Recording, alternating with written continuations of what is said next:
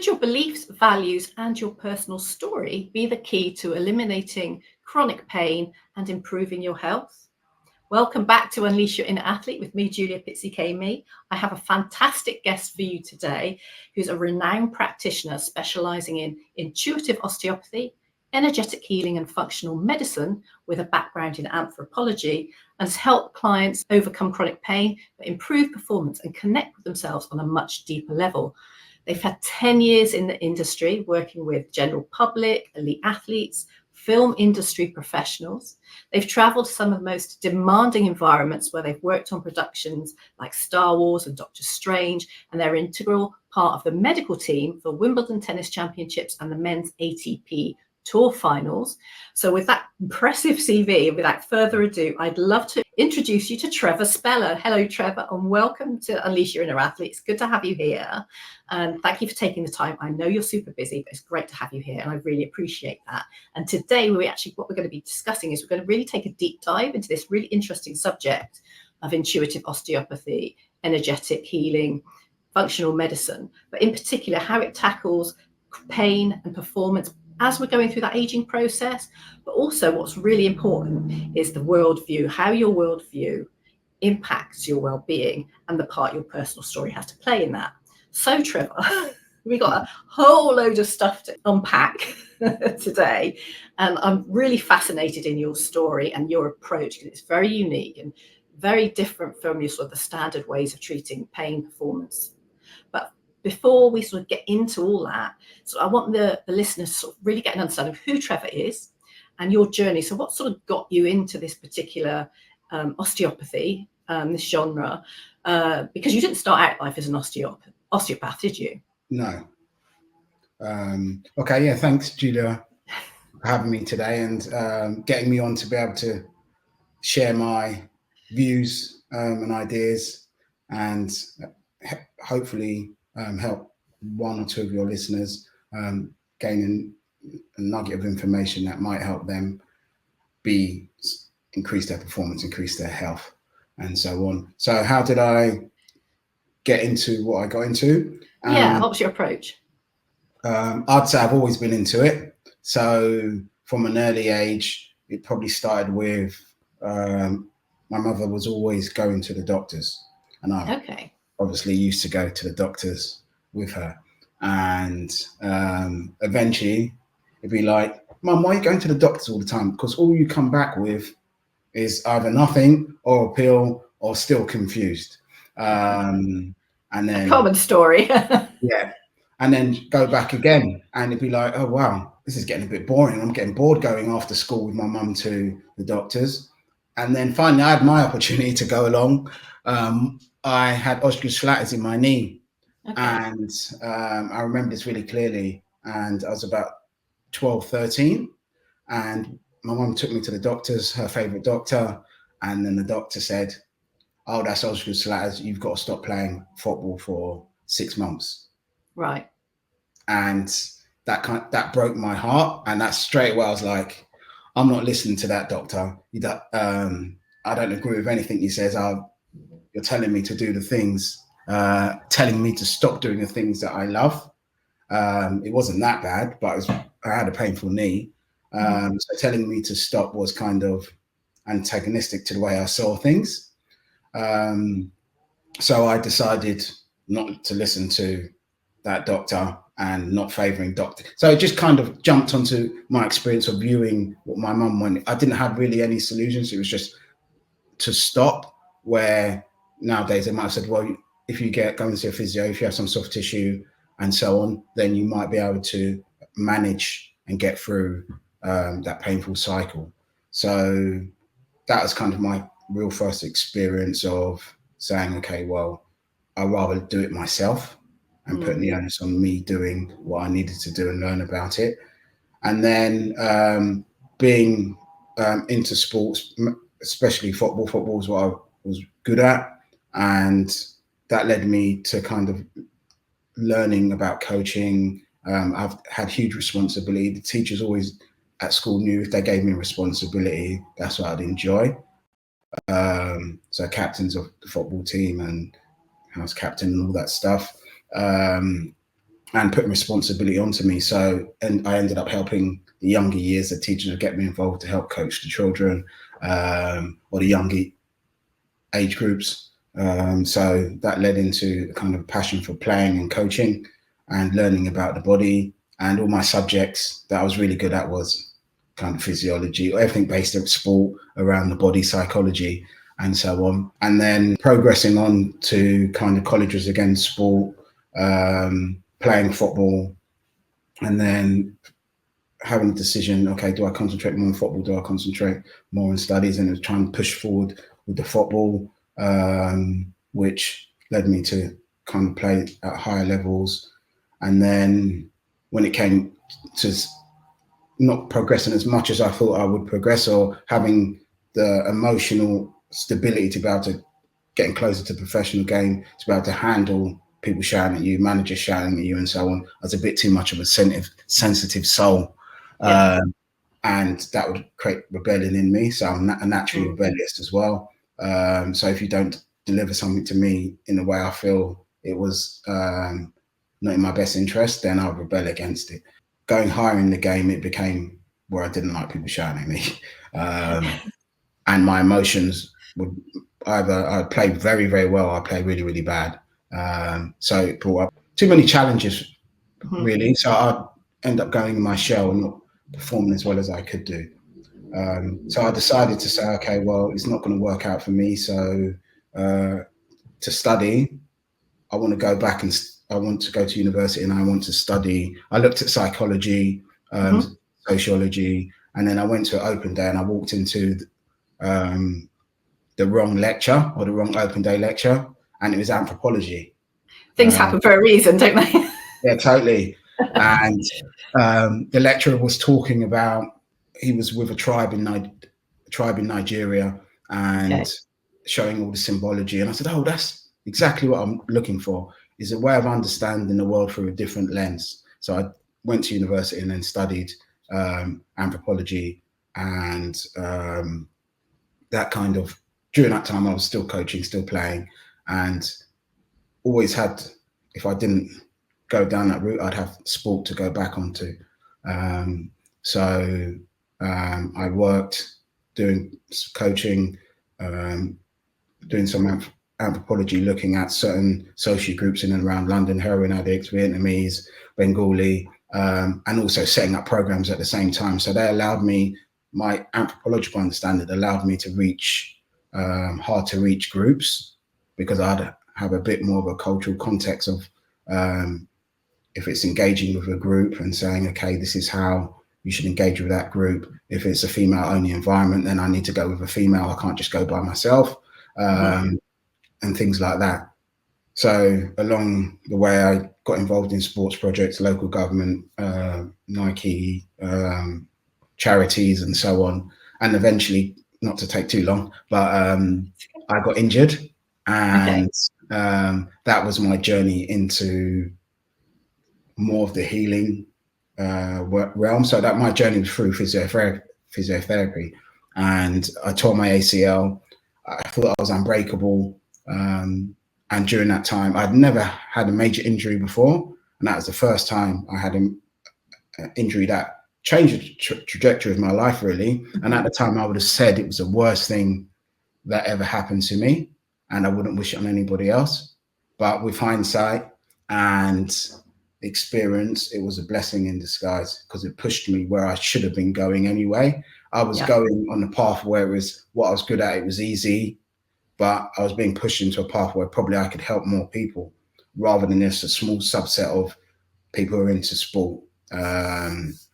So I got injured, had great rehab, physiotherapy, and during that time I thought, oh, it'd be nice to be a physio and work with people and incorporate the knowledge. I was in sport anyway, and incorporate that knowledge. And then Graham Anderson, who I still work with now, said, oh, you don't want to do physio, it's going to take you too long to get close to what you were earning now, and it's going to take you 7-8 years to get close to working in the place like where I was going to. So then I looked at different chiropractic, osteopathy, and then decided that osteopathy allowed me to hit the ground running quicker, but also tied in with a more, I'd say, anthropological view of seeing the world and seeing the body, tying into what I really enjoy: self-identity, the body, ritual magic, all the kind of things that I studied in anthropology was a lot in osteopathy. Osteopathy had principles behind it, where physiotherapy doesn't have so much of a principle behind it, an ideological concept behind it. So that's why I kind of chose osteopathy, mainly based on philosophy and giving me a kind of art and a science to play with in my mind. Well, I think that's the thing now. There's so much more of this sort of bringing in those other elements than purely just the, like you say, the mechanical aspects of pain, performance, all these sorts of things. There's a far more, as we sort of take this holistic approach to it. So it's interesting that, you know, how did you come to the idea that anthropology, spirituality, and your sort of, you know, the science-based osteopathy type of elements, how did you come to create this unique approach that you have? What helped you find that fit that worked so well for clients? So I'd have to give the credit to anthropology for that, because the main things that I really enjoyed was identity and the self, and how concepts of the self and how we view ourselves. And that tied into me writing my dissertation on self-identity in BME or Black, minority and ethnic groups in the male. So how do we identify ourselves when we're amongst, let's say, the other, and then we're amongst our own community, and then in that community there's other subsets, and how do we keep identifying ourselves? And that was like peeling away the layers of an onion and realizing, oh wow, what I identify is all can be dependent on external influences.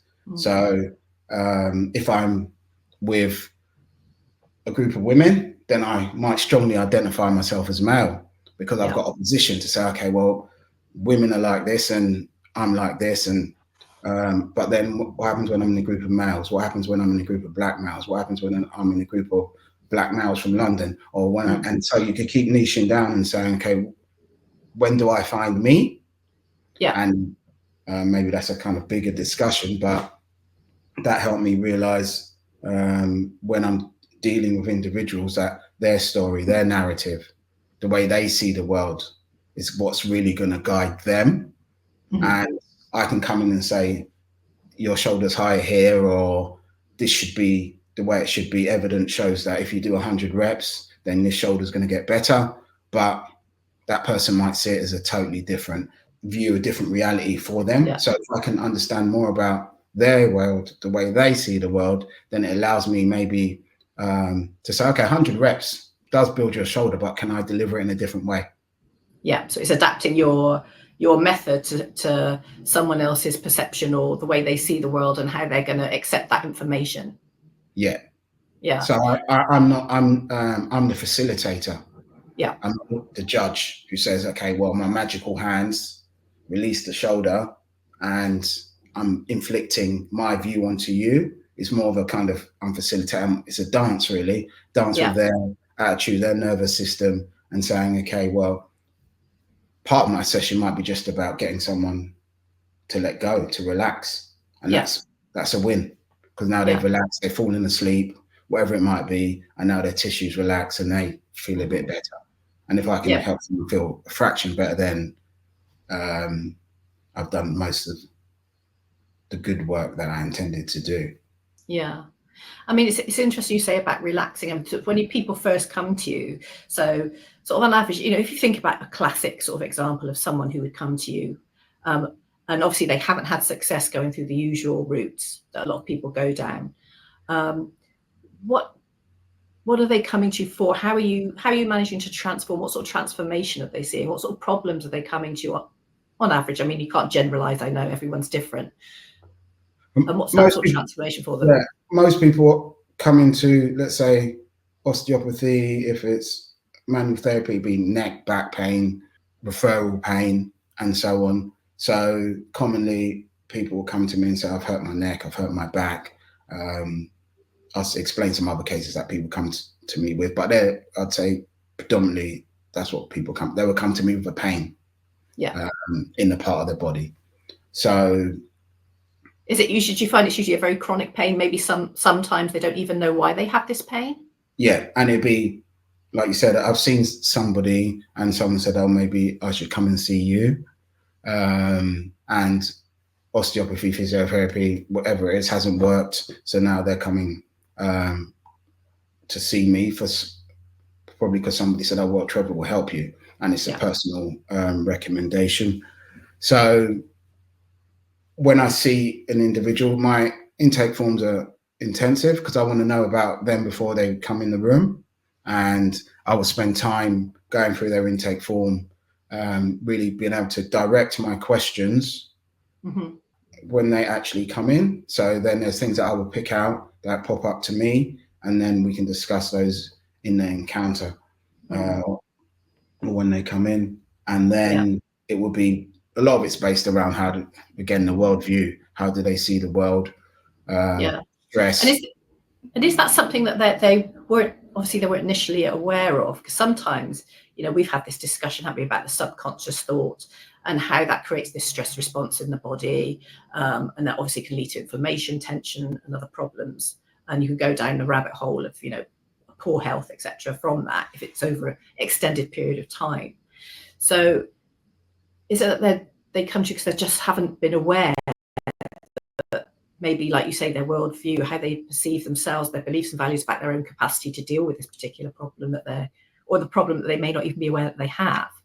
Yeah, and that's what it would be, I would say, is a kind of, the symptom is not usually the problem. So people come with a symptom, the painful arm, the shoulder, the back, the leg. So my role is to say, okay, the symptoms are there for a reason.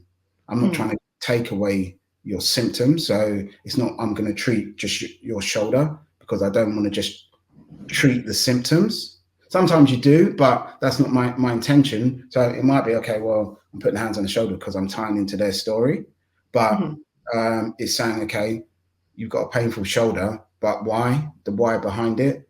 And if it's chronic, then we know there's going to be elements of the brain changing, the neuroplasticity. We know there's going to be changes in lifestyle, the adaptations to daily living. We know there's going to be stress involved, because now my shoulder's really painful. I can't go to work. I can't play tennis. So we know there's going to be an effect on their relationships and the way they've existed. Let's say it's 30 years of no pain. Now they've got pain on their mind every day. Plus they've got a busy job. Plus they've just had a new baby. All these things now decrease their, let's say, resilience, because now they've got more, let's use the analogy of a phone. They've got more apps open, so the battery's draining quicker. So they might not see that. They might say, oh, it's the painful shoulder. And then during discussions, and they say, oh, well, I haven't been sleeping well for the last 3 months. Little Johnny's arrived. My relationship with my partner's changed. We're not sleeping, and we're all tired all the time, and I'm eating lots of carbohydrates and so on. So the shoulder's just a symptom. But then if we can say, okay, look, these are the other factors that are slowing down your recovery and also your energy, because now I could say, okay, let's do the reps, do the exercise, and they're like, that's another thing on my plate that I've got to do. And then it ends up at the end of the day, the end of the week, and it's like, I still haven't done it. And that cycle of not achieving, just surviving. Exactly. And plus as well, if you're just going out there and saying, well, do these exercises, if they're continually in that chronic state, you're just exacerbating the problem. You're just going to be creating more inflammation, so the pain just doesn't go, or it feels good for a little bit, but then it comes back. So it's this constant sort of cycle, isn't it, of trauma, inflammation, pain, and it just keeps going round. Yeah.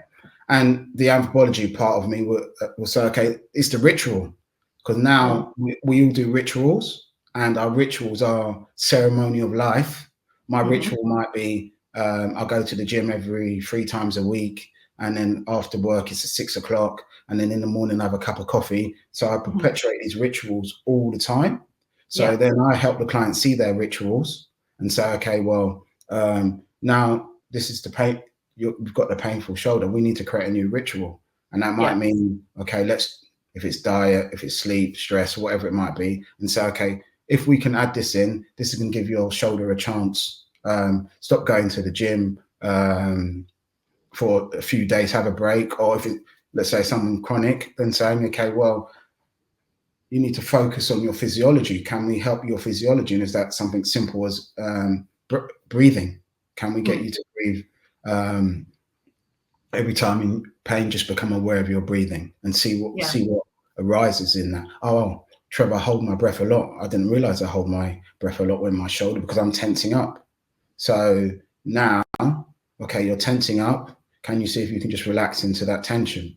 And then they can explore that themselves and start saying, okay, now I realize I'm always holding my shoulder up. Sometimes I don't need to, it's not even painful, but I'm still holding my shoulder. So if I can just relax into it. So then that allows a chance for the physiology to adapt, the individual to adapt. So just creating small windows that rather than it's on, the pain is on all the time.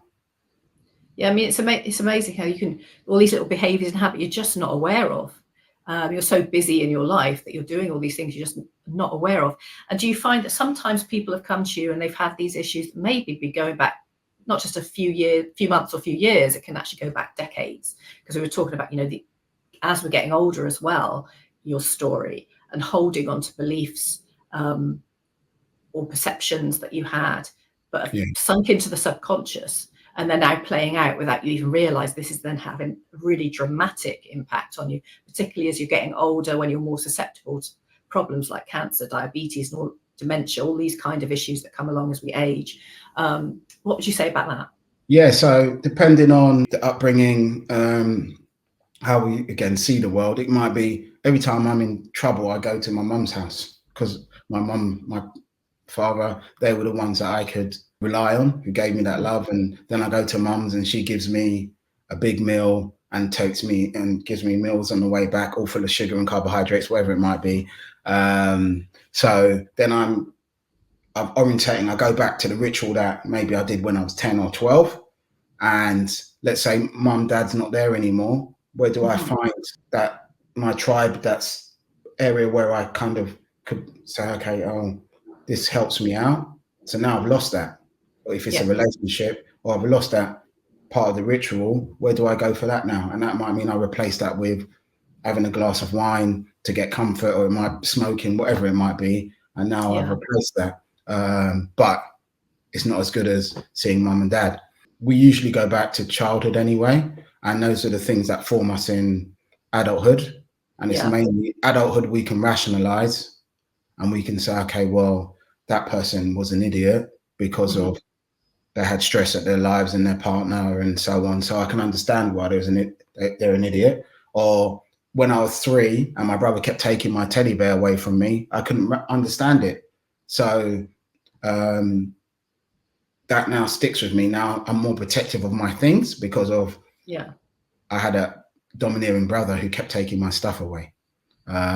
So it's not going into saying, okay, we try and figure all these things out, because that's not my role, or that's not my intention to try and figure out if it's down to when they was 3 and the brother took away the teddy bear. But it's just to help people see their patterns, because or the reasons why they're behaving in a certain way. And because it could be like decades apart, the connection isn't there automatically, because you'll think, well, I'm in pain now, physically, psychologically, emotionally. What's that got to do with my brother taking my teddy bear? It just doesn't connect. So you've got to kind of join those dots and help them. And then it's sort of, they can then, right. And they can start moving forward and start making those important changes, changing those habits, changing those beliefs about where they are and what their capability is, etc. And as you know, sometimes when you're hands-on treating a patient, they remember things and things pop up and it's like, oh, wow, I remember why I hurt my back. It wasn't because I was doing the gardening. It was 3 weeks ago, I fell over chasing after the dog. But at the time, they just totally forgot about it. And being in the space of a practitioner sometimes helps them helps the client remember things. So, well, you're in more of a relaxed state then, aren't you? So it helps the brain starts to be able to remember and bring all these things out. Yeah, because we're more relaxed and we're more open. And And then again, being in that kind of, let's say, that more relaxed parasympathetic system allows us to access more parts of our brain, rather than the fight or flight, the reptilian part of our brain, and that's short-term memory and just surviving through the day. We can start to access memories that we might have forgotten, or held inside of us, really. And it's like touching back onto that subject. The one you're very passionate about is about sort of ethnicity and pain, and how that kind of story can also impact you. Because I was reading a study, it was a research that NCBI was published in the NCBI, and it was actually talking about this particular subject, pain prevalence, and how, and obviously in the Black ethnicity, is that they have a higher pain prevalence and a lower pain threshold, but because of their social groups, their social structures, that will make a difference. Which is why it increases the pain for them. What's your take on that? So being able to resolve pain and that kind of story in their social structures and social groups, and how that can play out a little bit. So in the cultural context, ethnicity context, the way we perceive pain is going to be different, because again, our culture, our ethnicity, our upbringing is going to tell us I can express pain or I can't express pain. I have to be more stoic, and I can't verbalize. I have to keep it in with myself. Or it might mean my culture is much more, let's say, flamboyant, so I can hands gestures and I can verbalize and physically release and show people my pain. So different groups of individuals will more people, let's say different groups will go, the more simple one would be generalizing male and female. Males are going to suppress most of their emotions. They're not going to go to the doctor as the first port of call. They're going to suppress it and try and deal with it themselves. And then we see that with a lot of expression in how males express themselves. It's okay to hug. It's okay to release emotion when my football team, rugby team is scoring a goal or a try. But can I do that day to day? Can I shed a tear, or do I have to be that masculine male who's rigid, who shows no emotion, no pain, no gain?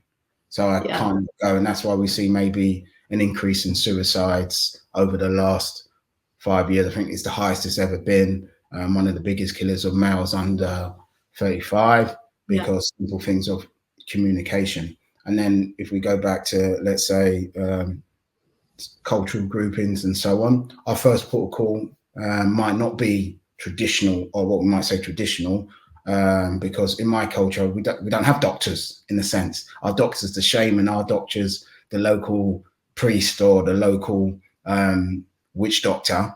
So I've come from a tribal setting, and now I'm in, let's say, in Europe, in the UK, where when I go, when I feel these things, I've lost my community, because now I'm in a new country, and then those foundations of if it's a tribe or the community have gone. So now I'm in a new area in London, and what do? I don't need to go to. I don't have that contact with a relationship with a doctor in the Western sense, so I don't go to the doctors. Or one of my studies was based around mental illness and schizophrenia, and looking at it from, again, a cultural context. Black males are more likely to be sectioned for schizophrenia, mental illness, than white males are. And is that because of reflection of the system, or is it that males actually have more schizophrenia? And then we're looking at it from a let's say a hunter-gatherer, traditional tribal setting. Sometimes a person who hears voices is tying into being the shaman, being the witch doctor, because they can hear the realms of both worlds. So again, in a cultural context, let's say in England, that you're hearing voices. So I can hear voices in certain contexts. So if I'm a psychic and I'm doing a psychic show and I'm hearing voices, that's not going to get me sectioned. But if I'm walking down Lambeth High Street and saying I'm hearing voices from your nan, then I'm going to potentially be sectioned. So again, in those environments, some things are allowed, and then some things are not. So again, it's like you said, it's coming back to that understanding culture, understanding, you know, the different sexes and how they respond, and brings back that personal story. Everything isn't quite as straightforward. Yeah. It's a lot more nuanced in many ways in the way you approach people's health. Yeah. So, and that becomes, again, I think one of my strengths is to be able to try and break that down and say, okay, well, that's a view. Doesn't mean I'm right. It doesn't mean they're wrong, but it's a view. And then how can we discuss those things to say, okay, well. And how open have people been to discussing and opening up this subject of taking this approach? It is a unique one, but clearly you're having great success with it. So what sort of success have you had in people listening to you and sort of taking it further, opening up the subject a bit further? So I think if you spoke to my clients, they would tell you different things. It depends on the timeline where they're at, because I don't journey with every client and say, okay, well, let's look at stress, let's look at this. It depends if they open up and start to let go and start to share. But I encourage it from the beginning through my intake forms, and so they can expect, okay, you mentioned health.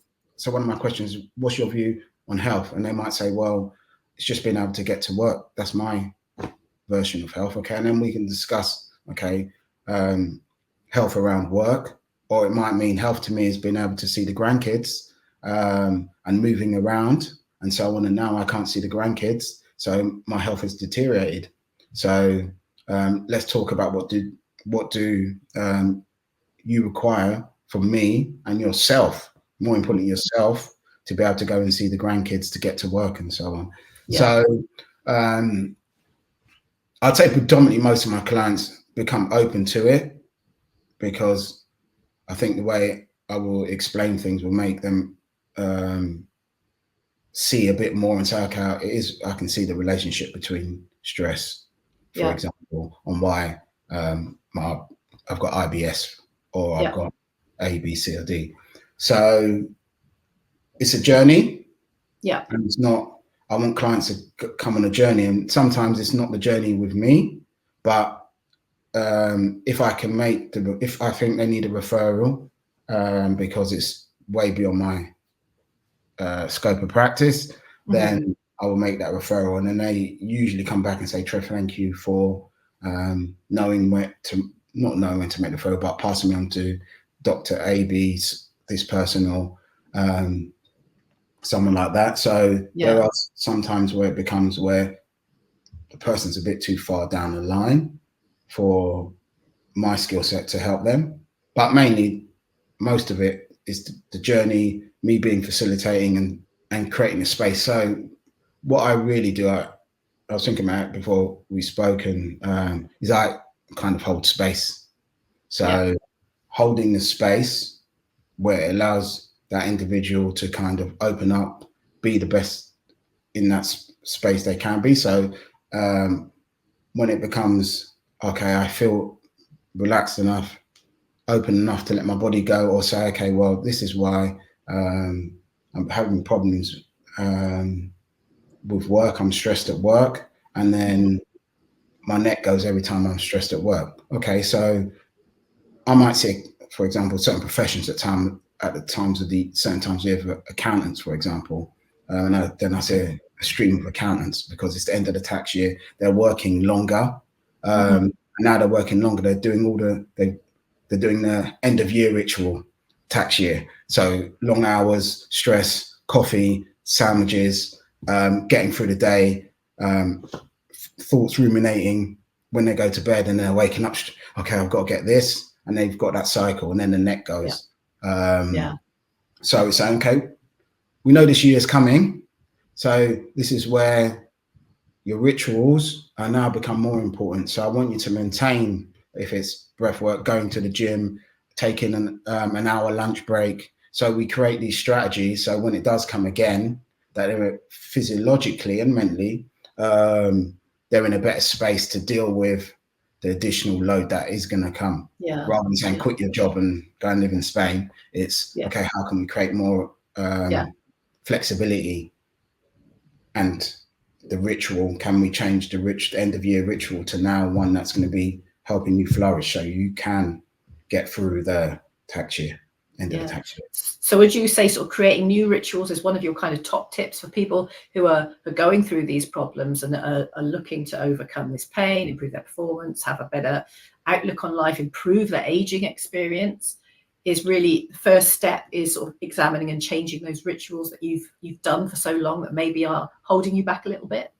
Yeah, and that's where kind of I also do a readiness assessment. Are you ready for change? Because change is hard. As the saying is, only people like change are babies with wet nappies, because we don't like change. Change is so hard for us, and we need space to change.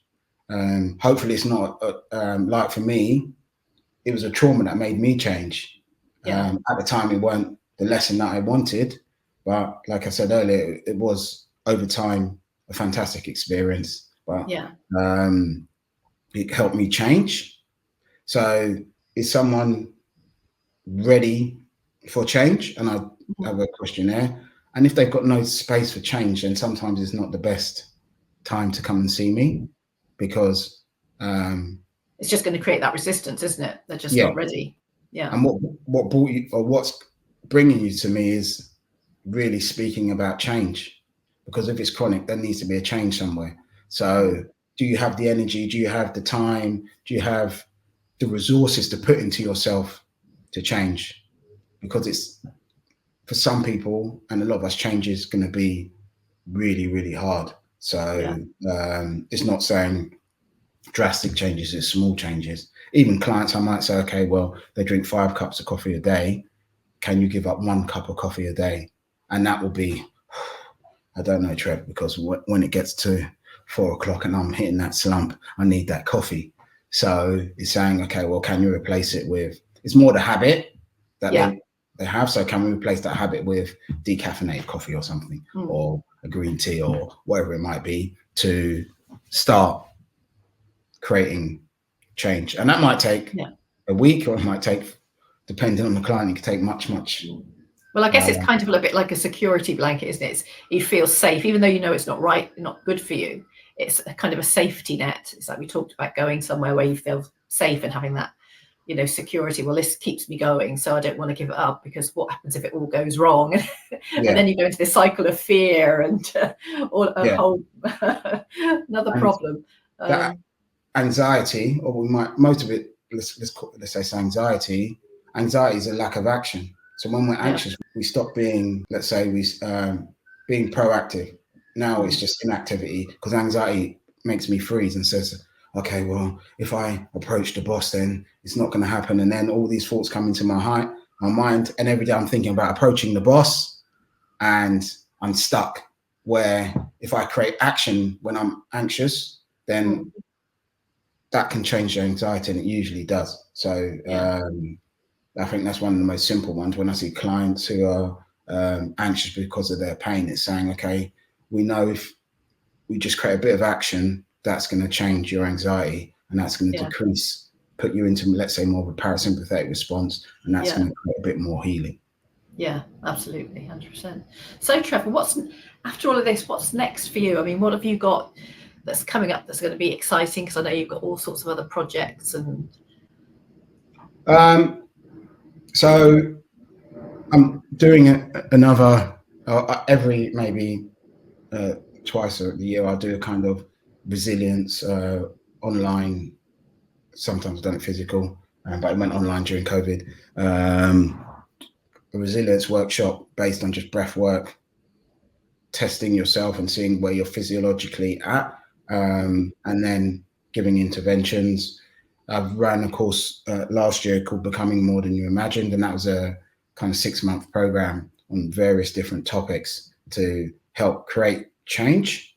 And those topics might be based around, they go a bit far, but the human avatar, and what is, are we an avatar, in the sense of how the way I see the world, and it's based on anthropological studies and so on. And then the way we see the world and how our physiology becomes part of the way we see the world. So an example might be our ties into the past, our ancestral ties, and they could be passed through, if we say it's from just genetics. So we know, our genetics make us look like our mother, our great-grandmother, and so on. So we also, it's not just our looks that we kind of carry on. It's also, we have familial patterns that if there was trauma down the line, then that might inhibit in us now. So they've done studies with Holocaust survivors and epigenetics and saying, okay, well, trauma goes down to fourth generations. So well, I guess it comes back to that story. It's not just your story, it's the story that other people are telling you as well, isn't it? Yeah. So we don't come into this world as a clean slate, as an organism that's here and then, because I might pick up some memories, I sound like my granddad, or I run like my granddad, or your granddad had that same stoic attitude. Your brother hasn't got it, but you have, and you're just like your granddad. So things like that we explored, and just giving people more tools and armories to say, okay, I'm just 1% more aware of how now the way I am, and I can have more power to change it. So it's about empowerment, really, and giving people the tools to empower themselves. Because ideally, as a facilitator, that I just help people come and see themselves a bit more. Don't know if that sounds too deep, but it's about seeing ourselves, because when we can see ourselves, does that mean I realize, well, I'm not connected to anything because I don't spend any time in nature anymore. So now I'm not connected. And our ancestors, I might be from a family of farmers who spent every day outside, and now I'm working in an office, and I've got these feelings, oh, well, I'm trapped in the office. And that might be because I'm detached from what my family used to do. And I'm craving to be outside, but I don't really understand what that craving is of my adventure being tied down, because I've chosen a lifestyle that doesn't allow me as much adventure as being outside all the time. And in some ways, you can sort of spend your whole life in this trapped state because of the fear of moving forward and actually doing something that you, like you say, your intuition is telling you go and do it, but you're just so fearful of moving out because maybe all your life you've been told, no, you've got to hold down a regular, safe job and do this, but it's just sort of counterintuitive to what you want. So it's being able to sort of tap into that, I think, and we can keep ourselves very much blocked and not moving forward. Yeah, totally. And we live in abnormal times, hugely abnormal. Very abnormal times. Times that we've never seen before. So that leads us away from, let's say, the fundamentals of if it's family, if it's sex, if it's food, being outdoors and community. We live in times where modern times are taking us away from those. The family, now both parents work most of the time, and the child, generalizing, is raised by the state at school all the time. Parents come home tired. Kids are in after school or other programs, and then by the weekend, Friday, everyone's really tired. We haven't got enough time for ourselves, and that cycle just continues until we get some holidays or whatever it might be, and so on. And then we've got technology, which again can be very powerful, great for us, but a lot of the evidence we see, it tends to enslave us. So we spend there's so much research out there now. I mean, particularly older people, because as you get older, you tend to get more isolated. But in fact, it's so important that relationships and socializing is for your mental health. Yeah, hugely important. And again, it's that community that allows me to say, okay, I'm struggling a bit. I can go out for a drink with Pat down the road, or I can go and speak to my sister, she's just down the road, or I've got a community that I don't feel isolated in. And I think that's a lot of where we see the increase of suicide, especially in, like I said earlier, in males, that we've lost those connections. So I don't have a group of individuals that I trust and who I can speak to. Especially when you're living in a big city. I know in London, I mean, when I first moved, it's very difficult to create a social circle, make friends. Very difficult. Yeah. And even though we have the more social, because we have more social media, more chance to connect. And now I can connect with a group of Japanese anthropologists, or I can so-called connect, but it's on my phone and it's on my computer, but it can give me a connection and it helps a lot of people. But I don't have that exchange of energy in the same way. That's really important, I think. Yeah, I witness it every day. And every day, if I see individuals, families, groups of teenagers, and they're all together and they're all engaged on their phones. I saw it so much on holiday, and it's a world where we're becoming more into our phones, social media, artificial intelligence, and then we're losing those social relationships. And as we know, sports setting and working in elite sport, the communications levels are dropping because the athletes are always straight away on their phones, even though they're half and trying to engage with you, they're stuck on their phones the whole time in another world, in their own mind. I think a lot of us are looking for more connection, but we're living in a world that's more disconnected. And this is the symptoms that we start to see: social isolation, depression. I'm not saying it didn't happen in the past, but it will only increase because we're not meeting the fundamentals. Yeah, absolutely.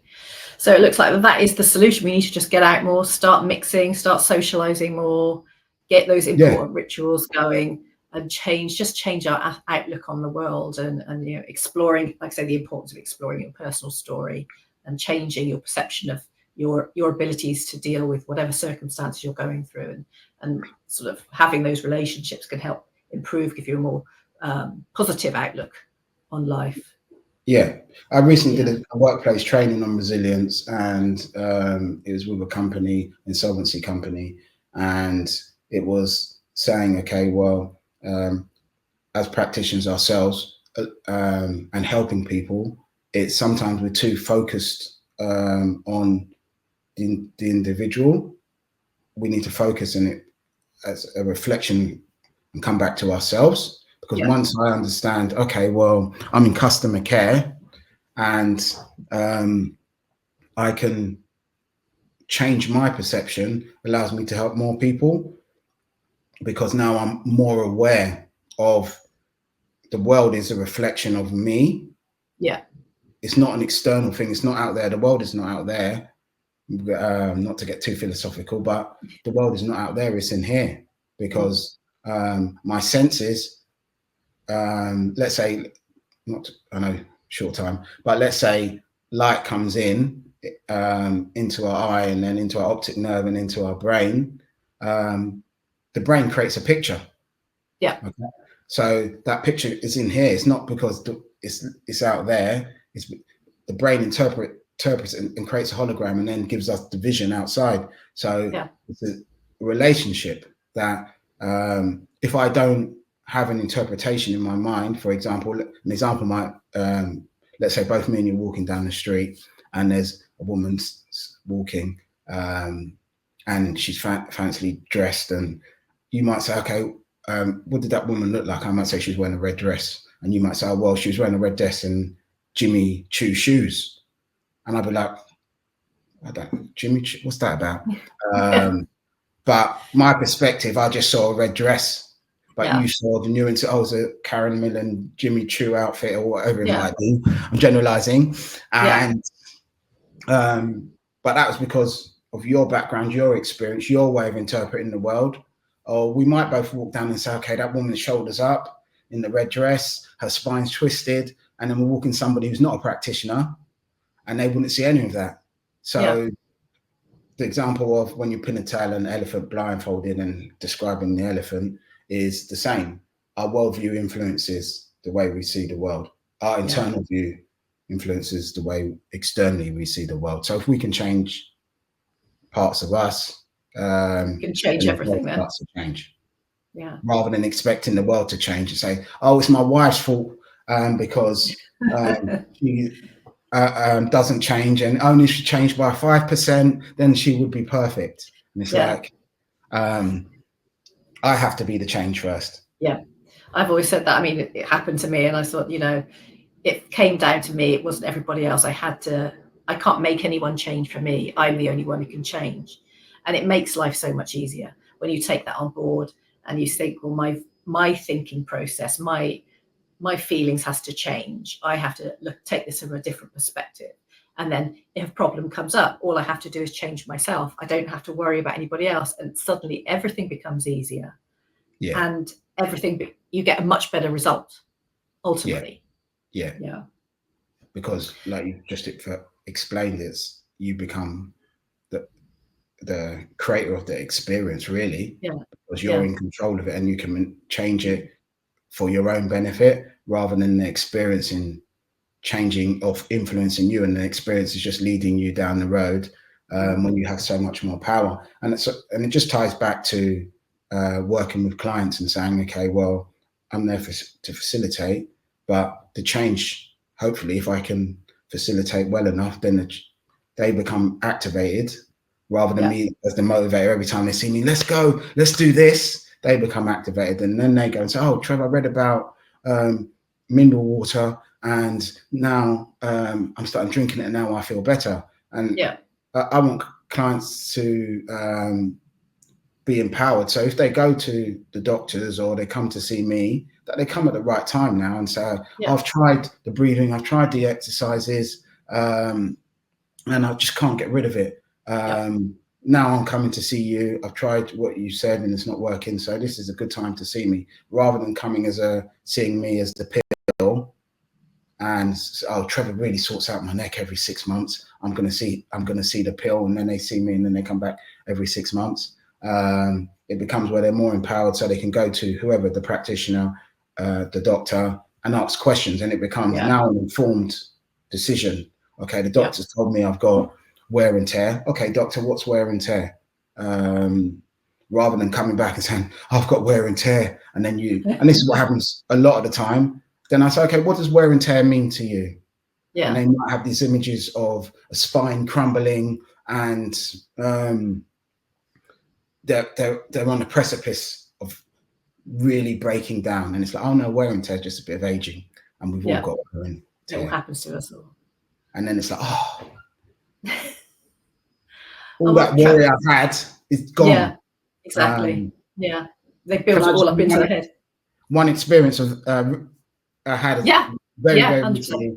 A client called me up, and their back had gone and they were on the floor. And I said, I can't get to you. I'll try and get tomorrow. And then I said, well, maybe just try and find another practitioner, because I don't think I can get there. And then the back pain's the worst it's ever been. I'm paralyzed. I'm afraid of moving. And she was totally paralyzed, couldn't move because of the fear, not because of she was actually paralyzed. She had the paralysis of fear because the pain's so acute. So she managed to get a practitioner to come around. He didn't help really that much. He made it actually worse. So I went and saw her on the third day, and she was lying in the same position on the floor in a kid's room for 3 days. And